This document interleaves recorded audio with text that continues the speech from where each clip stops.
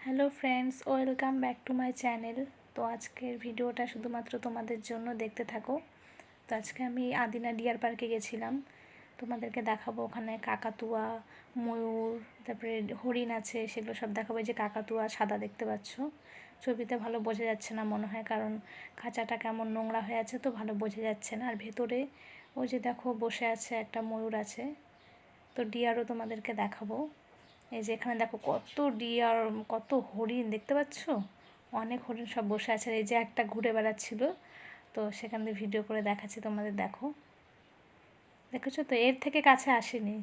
এই একটা যে ঘুরে বেড়াচ্ছে এটাই কাছে এসেছিল, ওই জন্য এটা ভালো করে দেখা যাচ্ছে। দেখো শিংগুলো কেমন। আর এই যে ময়ূর, সাদা ময়ূর, এটা ভেবেছিলাম কত সুন্দর পাখনাটা মেলবে, গাটা ঝাড়া দেবে, কত সুন্দর লাগবে দেখতে, তো সেটা আর হলো না দেখা।